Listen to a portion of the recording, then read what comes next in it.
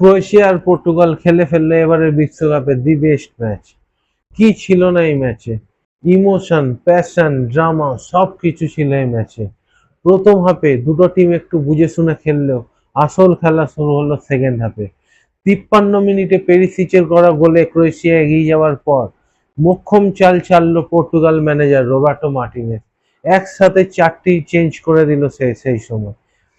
Bruno Fernandez, ভিটিনিয়া, জাও Cancelo আর Pedro NATO কে তুলে নেওয়ার পরেই খেলা শুরু করলো পর্তুগাল। আর 63 মিনিটে প্রথম গোল করে পর্তুগাল। ক্রিশ্চিয়ানো রোনাল্ডো গোল করে। অসাধারণ গোল, কিন্তু সেই গোলটি অফসাইডের কারণে বাতিল হয়ে যায়। আর 66 মিনিট নাগাদ আবার পেনাল্টি অর্জন করে পর্তুগাল। আর সেই পেনাল্টিটা নিতে যায় CR7।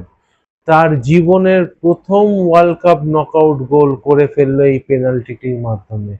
আর তারপর ক্রোয়েশিয়ার মুহুর্মুহু অ্যাটাক সেভ করলো পর্তুগাল গোলকিপার ডিয়েগো কোস্টা।